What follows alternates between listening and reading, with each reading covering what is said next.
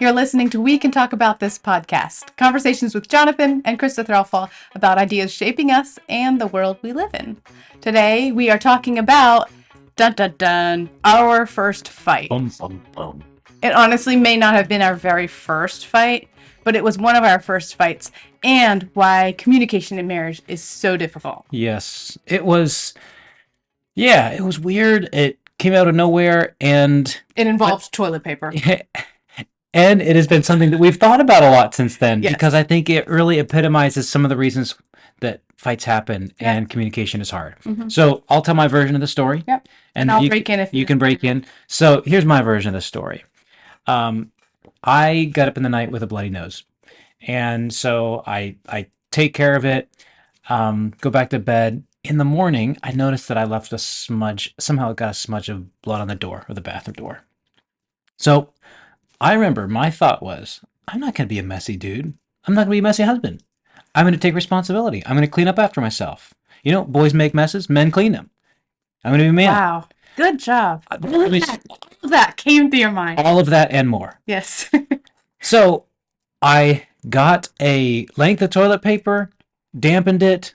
I smudged I cleaned the offending mark off the door, and realized that at that point I had done my husbandly duty, as well as just been a good human being. Mhm. Now, That was not my perspective. Krista noticed this, Yeah. and she said something like, "Did you really have to use that much toilet paper?" Because what I saw was, okay, let's go back to the word Did smudge. I really have to use? Smudge of blood. And okay, how much do you really need for a smudge of blood? Like, I mean, It depends on how thoroughly you want to clean it, and whether you want the blood on your fingers. it also depends on the thickness of the toilet paper. Okay. And what I saw was not like a moderate like tearing. I saw like Okay. Yeah, That is an massive- exaggeration. massive. Okay, I would say in my memory it was probably 18 inches. It was, yeah. But you know what? We should rewind, Mhm. because that wasn't just any toilet paper. Okay, but we didn't know this. We couldn't figure this out. We couldn't figure it out at the time. No, all we could figure out was that Jonathan was doing what he felt like, he's not a boy anymore. He's a man. He's going to take care of this. And it's toilet paper. That's what it's for. You use it for dirty things. You clean stuff up with it, and you use however much you need to get the job done. And I felt like he had been excessive in how much he needed. Okay, I was getting very heated about this because he was wasting this toilet paper, and he was getting defensive because it was just toilet paper, and he was just cleaning it up and being responsible. Yeah. And we were like at this impasse. And, Right? and it wasn't like we were yelling at each other. It wasn't like, but it was just like, it's the sort of situation I'm sure you've had with your spouse if you're married, or with your significant other or whatever. You're looking at the person, you're like, I have no idea why you're thinking the way you are. Mm-hmm. And obviously I'm right. you know what I mean? Yeah. It's just like you're looking at the person like, are Huh? you serious? Yeah. Like, Yeah. who even are you? That's the sort of feeling that I had. Mhm. And like, why am I being condemned? This is toilet paper. What were you thinking, babe? Well, here's the thing. And this is one of the reasons why communication is so difficult. And we're saying communication in marriage because we're married and this is a marital example. Yes. But this can apply to other relationships as well. Sometimes you don't know what exactly you're thinking. Let me pause there. Yep. That makes communication doubly difficult. Yep. Because not only do you not know what the other person is thinking, you don't know what you're thinking. Mm-hmm. And so what you say, you're not saying out of self-knowledge. You're just saying, I don't know, because of your reaction to that particular moment. Yes, Right. and here's how that played out with our first fight, is that all Jonathan knew was that I was upset, and I knew I was upset, but I couldn't pinpoint exactly why. Mm-hmm. So it took time talking through it, and finally we realized the crux of the matter, and it was this. Could I just say, I think that we pulled back one layer of the onion, Okay. and that layer was, go ahead. You just wanted to bring out the onion I love the analogy. onion, but I think there's more to it. But go ahead. Yeah. Um, and that was when we were first married and in our apartment. Mhm. My parents came down, Yeah. and I think they had brought maybe some of my stuff, or and Mhm. anyway, they took us to a local grocery store and just like filled up our pantry So with generous. like canned goods, plastic wrap, like just all the things that you need in a home and you don't have. Yeah. Um, and one of the things they bought us was toilet paper. It was the same toilet paper that Jonathan used to clean up his bloody nose. And this wasn't just any toilet paper. This was like the the thick ply, the good stuff. And it was stuff that we did not buy growing up. I knew this was like, It was the leading. if you see on commercials. It was the leading brand, the fluffiest, thickest, Yeah. like a beach towel sort of thing. And so when Krista saw me do this, it was almost as if I was taking her entire childhood, her relationship with her parents, and just yanking it apart and Oh, using it for the vilest purposes. it was like taking my parents' generosity and like, Generosity. I Yeah. don't care. And but I didn't know all of that at the time. All I knew was that I was upset that he used so much toilet paper. And so it was only after we talked about it and and all of that came out that Jonathan was like, "Oh, oh, you're upset not just because of the toilet paper, because it was from your parents and it was stuff that they wouldn't buy for Yeah. themselves and it was their Yeah. generosity." It represented, I think, for you, sacrifice, Mhm. especially since you realize this is not toilet paper they even get for themselves. Mhm. And they're going above and beyond to help us out. And Yes. I seem to be oblivious to that, or Mhm. just kind of brushing it aside by being excessive in my use of it. Mhm. So Which I will say, for our listeners, I realized he wasn't being excessive and, well, maybe a little excessive, I maybe but was a he little, yeah, wasn't being like trampling on their generosity. Um, but that was part of the struggle that we yeah. had to work out. And I think the point it illustrates, though, is what you said a few moments ago, is that when you're having communication problems, it's often because of something in your mind or in your background that is making you think the way you are, and that is invisible even to yourself. Yes. And because it's invisible to yourself, it's invisible to the person. Well, sometimes it's invisible to the person you're talking to. Hmm. And although this particular example uses your background and something you couldn't identify about your thinking, I am sure there are a ton of things in which I've not been able to understand myself. Hmm. That, and I recognize I could be really complicated in this way because I think I've said before, I tend to be overly optimistic, believe way more, way more about myself than I really should because and that makes communication hard. Hmm. Um, so I think some lessons that we draw from that. Well, one is the importance, I think, of listening carefully, and instead of like I could have argued the point about I was justified in that length of toilet Hmm. paper. It seems so silly, by the way. That's probably something worth talking about too. But I could argue about how I was justified in this without trying to understand why why is this so important to you? Because Hmm. that's when real listening takes place, in which Hmm. you're moving from trying to, that's where real communication takes place, I should say. When you move from trying to insist upon your point, from that to try to understand first of all where the other person is coming from, not just in the words they're saying, but why that level of emotion. Hmm. I really want to understand why you feel this strongly as you do about this. Yeah. That's Yeah. really important. And taking the It time to is. listen and taking that time for the person to unravel it in their own mind. Hmm. Another thing that is helpful to keep in mind with communication, and something that makes it more difficult, is that the conflict is rarely about the what's right in front of you. Hmm. So like our conflict, for example, it wasn't really about the toilet paper. Like that's what prompted it, but it wasn't about that. It was about our values.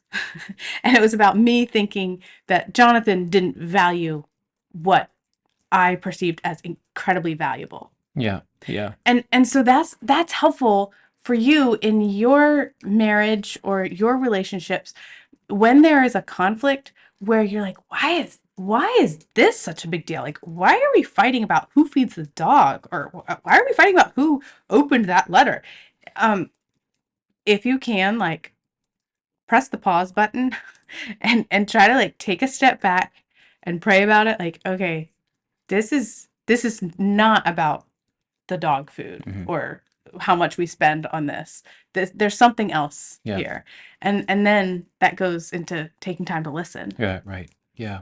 And I think what you said is so important, that it's rarely about the thing itself, it's about what we value. Yeah. And that's why I've done quite a bit of marriage counseling as a pastor. And often when people come to me, they about their issues, they come with a certain level of awkwardness in recounting to me what. So I ask them, like, give me an example of the conflicts you have. Like, well, it's so silly, it's so insignificant. Okay, it is the insignificant things. Yeah. It's the silly sounding, really specific. Um, she didn't close the blinds, or he left. He always leaves this in the middle of the room. Is leaving something in the middle of the room that big of a deal? No. Can a relationship thrive when something like that happens? Of course. But it's what that stands for. Yeah. It's what that failure to do something, when you read into it, it's like, he doesn't care about me, or that's the thing that he used to do. He's always done.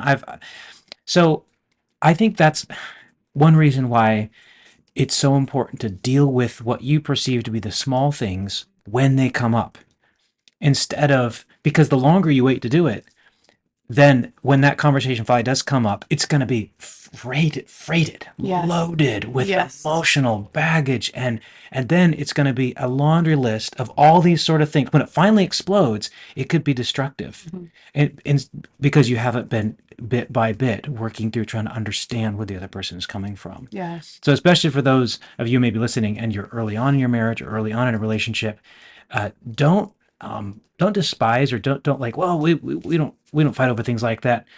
If there's a disagreement, work through it. Use it as an opportunity to understand the other. I think that's one thing that we've discovered in our relationship. Yeah. It seems like just the other day there was something that we had to go take a walk out in the woods for and talk through. And Yep. to be honest, I can't remember what it was at this moment. You probably do. I don't. But No, but that goes into another thing Yeah. with communication. It involves realizing it's not just the issue at hand. It involves listening, and all of that takes time. yeah, And that is something is even now, like you just mentioned, a time that we had to, like, okay, this is not in our regularly scheduled programming. Yeah. We had to take some time. We have to not that sometimes we are working through something in front of our kids, but sometimes we need to just go to a place where we don't have their input at every interval. Yeah. And so that takes time, and it's usually not convenient. yeah. And it's not pleasant. It's not comfortable. Not pleasant. No. Yeah. And It's exhausting. when we were first married, I remember thinking that we had to wait for the perfect time to work through things, until like we were both fully rested and could have like a long swath of time, just to carefully work through things. And I remember it was after one or two children that at one point I realized we were on our way driving somewhere with the kids in the back. Probably to someone's house. Probably. It seemed like we always had conflicts on the way to people's Yeah. homes. And we had to work through something, and I didn't want to because I felt like it wasn't the ideal time. And I realized it's probably now or never. Mhm. And so that, I mean, yes, there is good advice in like waiting till you're rested, waiting till these things, but also there's life. And sometimes you just have to like try to, like, okay, let's pray about this. Let's try to talk through this as lovingly and patiently as possible, but we have to talk through this. We just have to take time to work it out. And if we don't do it now, it might not happen. Yeah. Yeah. So there's that. Right. Yeah. But on the flip side, I'll also say there have been times, especially when we were first married.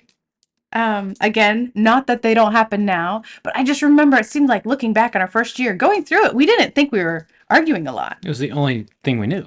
But like we thought we were great. But since then, we look back and we're like, wow, we did have a lot to work through. Yeah. But there were some times that we would stay up late into the night working. Arguing. Yes. Yeah. And try to work through something. And I think that was my fault because I think there were times when I should have just let you rest and sleep through it. But I was like, I can't let this. We can't go to bed like this. We can't end the day like this. We have to get this solved. And for me, con- uh, conversations, I think we talked about this before, they tend to energize me. Yeah. Arguments energize me because I want to work through it. And for Krista, she sees it as a threat to the relationship. What you just did right there, I can just imagine you do it. You're like, because it's draining and it's exhausting. And so the more energized I get in this argument, the more exhausted she gets. And then I'm like, does she not want to work through this? Like, is this not important to you? And then the more, like, the higher intensity I get, the lower she gets. Yes. And it just becomes less and less productive. So the counterbalance to what you just said is, even though you shouldn't wait for the perfect time, there are some times that are the wrong time to try to work through conflicts. Yeah, and that's tricky because it's like we just said kind of two opposite things, like just work through it. You don't wait for the perfect time, and yet make sure you're rested. But there is so much wisdom in that. And Right. as a believing couple, this is something that we can pray about. Yeah. And often we both know when there are conflicts. It's not like I'm like waiting to spring something on Jonathan. Right. If there's something brewing in me, you already know, even if I haven't said anything, Yeah. and vice versa. Yeah. I think also there's the importance of being guided by the Spirit, Yeah. being a prayerful person, and also realizing, okay, I'm flawed. I don't see everything. I get tired. This is not necessarily a sin issue in my life. It's just a result of our limitations. And I think sometimes conflicts in communication and marriage can automatically be raised to a level of moral weight, and someone's right and someone's wrong, and we need to figure out who's right and who's wrong, or what you're right about, what I'm right about, so we can apologize. But sometimes it's just because we get tired, we misunderstand, Yeah. we didn't hear something, something came across the wrong way, and so don't invest with moral value and weight everything that someone says or every conversation, because just give it time, like talk through it, be patient, listen. There's so much pride that comes into a relationship. There's so much eagerness to validate myself and to want to be valued and respected, and that just is noise. That's noise that can just cause a relationship to just freeze up. And so being alert, being prayerful is incredibly important when it comes to communication in marriage. Yeah. Um, I want to insert something into that. And that's, there have been times, like even recently, where we'll be working through something late at night and trying to resolve it before we go to bed and having a hard time resolving it. And there have been times where we're like, okay, well, I don't know what the problem is, but I love you and we love each other, and so maybe we should just go to bed. And Yeah. and Yeah. and I think there's wisdom Yeah. in that too. and in fact, I've prayed that too sometimes before we Yes. have a conflict. I'll just confess to the Lord, and I've been more comfortable doing that. I Yeah. think as I've realized my own frailty, Lord, I don't know what's going on. Yeah. I'm sure that I'm wrong about something, or I'm sure that we're tired, and probably Krista is too. So please help us. We just need your help. And it's kind of this childlike, God, I'm weak. Yeah. I need you. Yeah. We're both weak. We need you. And admitting that, just reflect on it, in this moment is very helpful. Just to simply admit that. Yeah. And I think so. Being in a spirit of prayer as you try to work through those conflicts as well. I think though it's also important as you think about just the longer you get married, how important that is to continue to work on. And the longer Krista and I are married, the more what she is a result of who I've been, and the more who I am as a result of who she is. And so there's really anything that the way she is and the way I am that we can't somehow traced to our influence on each other, because no other human has had a greater influence on me than you have, and vice versa. And so I say that for the sake of couples who have been married for a long time, who have maybe not dealt with things for a long time, recognizing that there's some mutual fault there that may take a long time to work through. And just as a matter of encouragement for younger couples to like resolve to prayerfully and carefully and patiently work through conflicts as they arise. Yeah. One thing that I have thought through too is the 1 Corinthians 13 chapter, where it has all of these descriptors of what love is. Those are things that you should be able to pray. Even take a pause in your arguing. Like if you're feeling like all heated, okay, if you are a believing spouse and you're married to a believer, those are things that both of you can pray on your own and even together as you try to work through this conflict. And that's not like unrealistic. That's biblical. So like praying through, God, help us to be patient and kind as we work through this. And I think even what you said as far as admitting to God, okay, we're weak, we're tired, we're not sure how to do this, that takes humility to pray that in front of your spouse. Yeah. Which a lot of times in conflicts, you're not real high in humility. Yeah. So even that pause to pray and admit that to God in front of your spouse can be a really good step towards resolution. Yeah, that's good. I think as we're talking about, going back to what you said about the balance between finding the right opportunity, but being willing to take any opportunity to communicate, there's also another balance I think it's important to find, and that is between being honest about what you're thinking and not be hurtful Yeah. to the person you're talking to. Yeah. Because yes, we value honesty, but is it helpful in that moment to say exactly what comes to your mind? And I've talked with people that kind of wrestle through that, and there is a danger in the moment of a conflict to say things that make damage that is not repairable or that will take a long time to undo.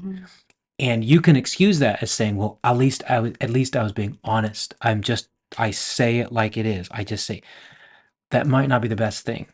So to have the wisdom of saying, this is what I'm thinking, this is what I'm feeling, but expressing that only insofar as it helps you move toward a solution, not and not as a way to punish or attack the other person.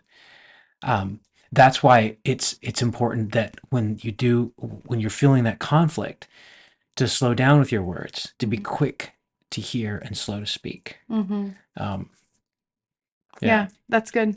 Something that you have helped me with is after conflicts, like you usually are the one to initiate hugging.